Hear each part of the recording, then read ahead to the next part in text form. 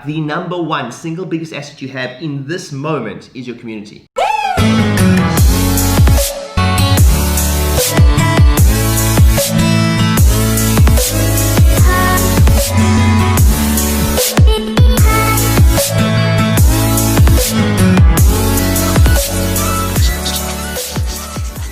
There's a book, and I'm going to get the author's name wrong, so I'll just leave his name out of it, but it's called The Crash Course. And it's a book about surviving crises and crashes and things like that. And he said, the number one asset you have in a crisis is your community. So I know you have a group of people you work with, etc. But like the number one single biggest asset you have in this moment is your community, and being close to a community that's going to support you. That's the first thing I say. One of my greatest mentors, Rich Dad Advisor, always says, it's not about the content, it's about the context. And environment is stronger than willpower right now. Every time, but environment is stronger than willpower. So to be in a supportive environment is, first of all, the most important thing you can be doing.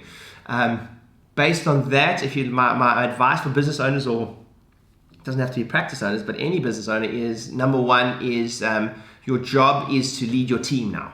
So first of all, as a leader, you need to create a safe environment in a particularly unsafe context. Right. So your job is to now create an environment where you are leading that team and creating a safe environment in very unsafe times, very turbulent times, very unsure times. So first of all, pull your team together and have some meetings. Pull your team together and lead.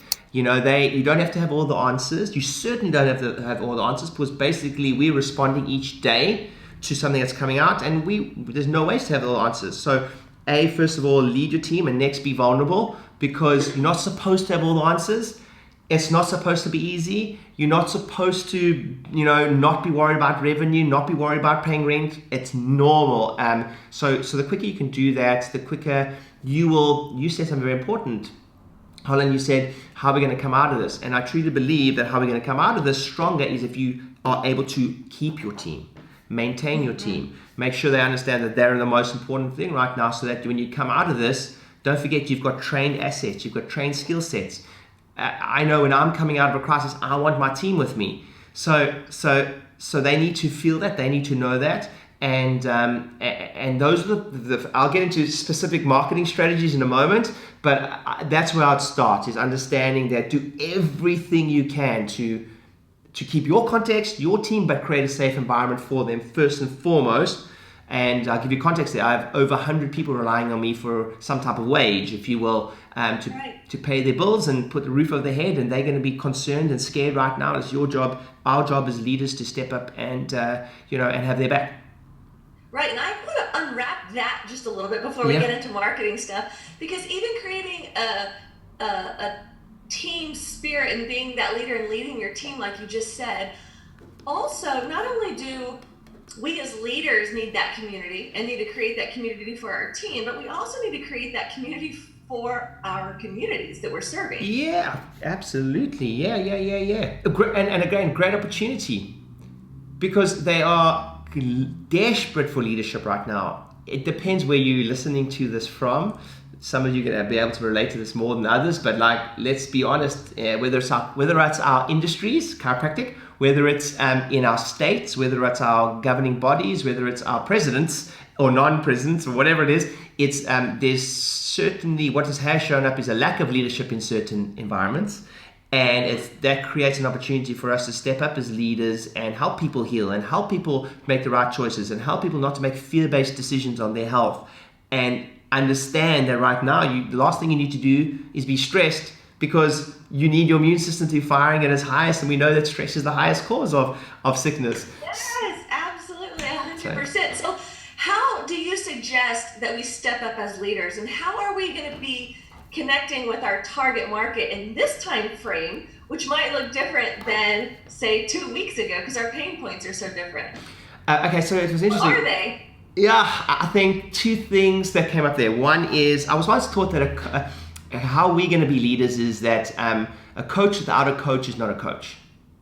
Okay, so say that again. A coach. So folks to hear it. So some people are like, to be a leader, do I need to step up and just be this all-seeing, all-knowing guru? No, you need to lean heavily on your support group too. So a coach, I was once taught that a coach without a coach is not a coach. You know, I've done a lot of work with Robert Kiyosaki. I toured in Europe with Robert for 3 weeks, spoken on stage with him many times, and Robert has multiple coaches. Yeah. You know, Robert has multiple coaches. And I think it's important for us all to understand that the best of the best are leaning on their coaches, whether it's emotional support, whether it's coaches. So first of all, I know that I've doubled down on for my coaches. There's one of my coaches I work with, and her name's Jane Johnson, and she does emotional work and like clearing and things, and she has done a lot of work with Robert and etc. I'm seeing her, I'm sure I'm going to call her every single week, because I need to make sure that this vessel is as high peak as I can be to lead. And Right. and like we're praying every morning as a family, and you know, just whatever we can do to make sure that because we also going to have weak moments and etc. So that's the first thing, is Okay. make sure you lean on somebody to be the best leader you can.